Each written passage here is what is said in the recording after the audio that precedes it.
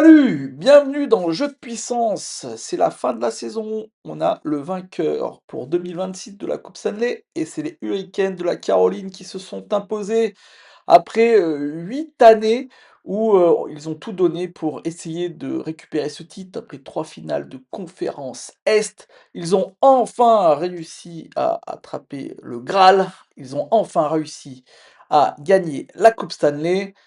En plus, c'est Rod Brind'Amour, l'entraîneur qui l'a gagné, qui était joueur capitaine de l'équipe qu'il avait remporté en 2006. Et oui, c'est la deuxième fois que les Hurricanes de la Caroline remportent ce trophée. La première fois, c'était en 2006, justement, avec un certain Eric Stahl.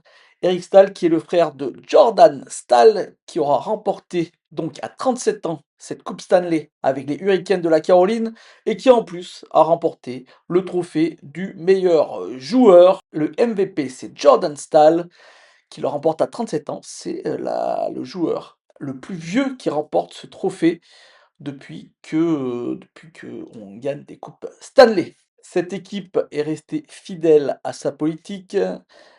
Ils ont donc un entraîneur expérimenté qui a su, vraiment monter une très, très belle écurie, mais c'est aussi, une équipe qui a été montée, en haut, la direction, qui a fait un très, très bon travail et plutôt qu'aller chercher des stars, ils ont plutôt réfléchi à comment construire un collectif et ça a toujours vraiment tourné très, très fort de ce côté-là, du côté, de la Caroline. Ce ne sont pas des vieilles stars qui, sont à la tête de cette équipe, ce ne sont pas des directeurs généraux, d'un autre âge, non, ce sont de jeunes directeurs généraux qui aiment les stats, qui aiment, tout ce qui est, stats avancées et ils ont un peu construit leur équipe, grâce à ces stats et on a vu d'ailleurs que les experts en stats adoraient les, Hurricanes de Caroline. Mais il manquait quelque chose et ils l'ont enfin trouvé. Ils ont enfin réussi à remporter la coupe Stanley, donc ça veut dire qu'ils ont trouvé la petite chose qui leur manquait et je pense que ce qui leur manquait, c'était de ne pas tomber con contre une équipe type, les Panthers de la Floride la saison dernière, une équipe rude, une équipe qui aimait jouer, vraiment costaud. Là, ils ont plutôt rencontré des équipes techniques, un peu, dans le même style, qu'elles. D'ailleurs, les Golden Knights de Vegas, c'était à peu près le même style que les Hurricanes de la Caroline et ça, ils adorent vu que eux, ils maîtrisent au maximum ce style-là. Un style vraiment, qui est, impeccable, un style impeccable, un forechecking infatigable, un jeu défensif agressif et beaucoup de confiance en soi. Ce qui fait la force de cette équipe des Hurricanes de la Caroline, à tel point qu'ils n'ont perdu que 3 fois lors, de ces séries, 16 victoires, 3 défaites. Il n'y a qu'une seule équipe qui a fait mieux, c'est les Oilers d'Edmonton en 1988. Pour vous dire, ça remonte, hein. Rod Brind'Amour donc a fait, très, très bien avec, des joueurs qui étaient là depuis longtemps, hein, des joueurs qu'ils ont repêchés. On pense à Jacob Slavin, le défenseur, un des meilleurs défenseurs défensifs de cette ligue. On pense bien sûr à Sébastien Aho, Andrei Shevnikov et Seth Jarvis, qui avaient été plutôt en dedans pendant, les séries, mais ils ont été, un peu meilleurs. Pas au summum à mon avis, mais ils ont montré un peu plus, ce qu'ils valaient. Donc d'être les meilleurs joueurs, de cette équipe. Shevnikov qui marque 2 buts lors, du match 5 et enfin, ils sont allés chercher des super renforts, des renforts qui ont fait tourner en fait cette équipe. Nicolas Ehlers, qui jouait aux Jets de Winnipeg, a été vraiment essentiel dans cette victoire contre les Golden Knights de Vegas lors de cette finale. Il y a eu K'André Miller qui venait des Rangers de New York.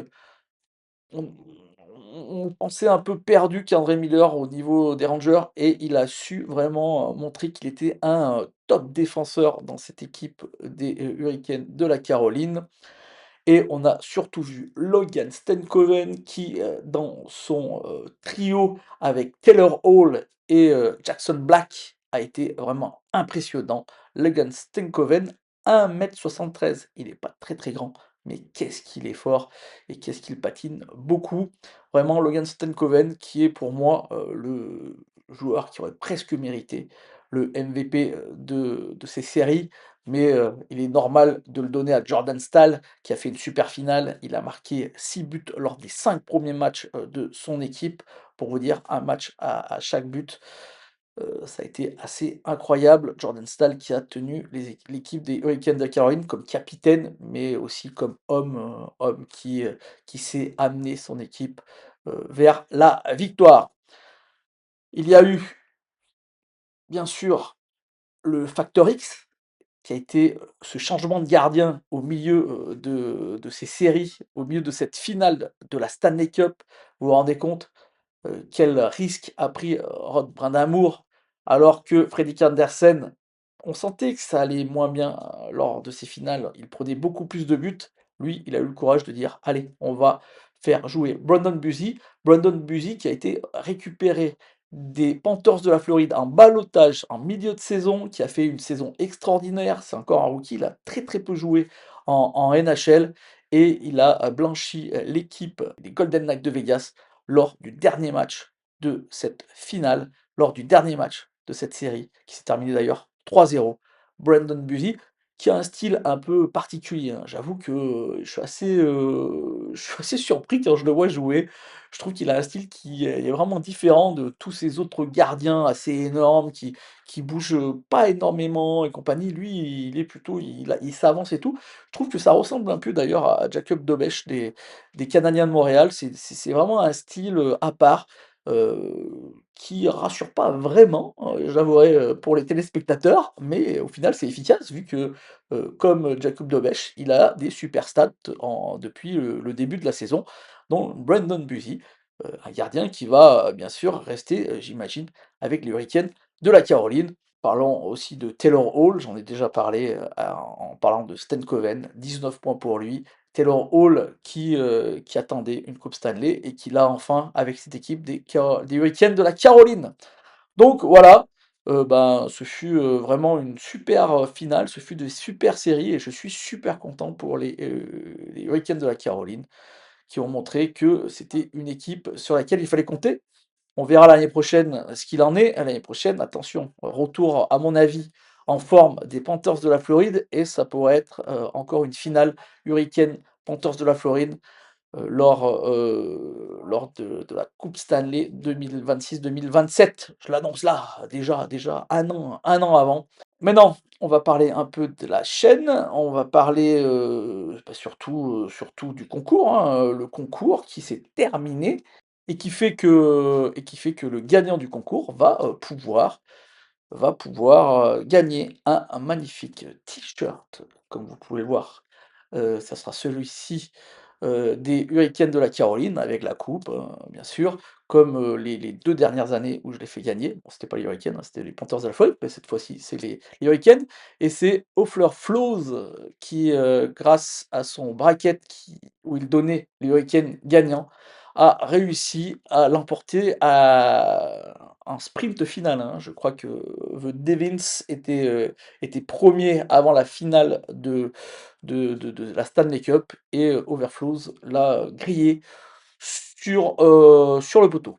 Donc bravo à lui, qu'il n'hésite pas à me contacter, par un mail ou fait un petit commentaire, en bas de cette vidéo, mais dans tous les cas, il faut que tu me contactes pour que je te demande la taille que tu veux et dès que je saurai ta taille, je commanderai directement les t-shirts. Attention, tu ne le recevras que fin août parce que j'ai beaucoup de travail entre juillet et août et je vais recevoir sûrement les t-shirts mi-juillet. Malheureusement, je ne serai pas chez moi avant fin août, donc je l'enverrai fin août. Alors, qu'est-ce qui va se passer, dans le futur? Attention, bon la chaîne, ben, ça va continuer, j'imagine qu'il n'y aura pas énormément, si ce n'est pas du tout de vidéos cet été. Comme je l'ai dit, énormément de travail pour moi. Je reprendrai, sûrement mi-août, fin août avec les previews parce que au final, la saison prochaine commence plus tôt.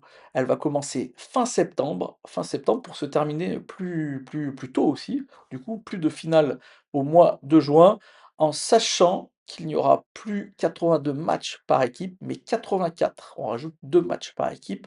Ça pourrait faire, ça pourrait faire une vidéo débat, hein, est-ce qu'il y a trop de matchs en NHL? Certains, le pensent, la plupart d'ailleurs. Mais bon, voilà, plus il y a de matchs et plus il y a d'argent à gagner, j'imagine, et c'est pour ça qu'on a rajouté 2 matchs par équipe, mais les pré-saisons, du coup, seront plus courtes et on finira fin mai plutôt que finir, début juin. Donc plus, de finales, en juin, mais les finales seront fin mai pour, la saison 2026-2027. Bien sûr, avec chaque preview, bah, je vous parlerai, des nouvelles recrues, de ce qui est arrivé, la draft et compagnie. La draft qui aura lieu, fin juin. Voilà. Donc, je vous dis à bientôt pour, de nouvelles news dans la NHL, donc mais à bientôt dans 2 mois, hein, pas avant le mois d'août. Passez de bonnes vacances. Allez, au mois d'août. Ciao, ciao.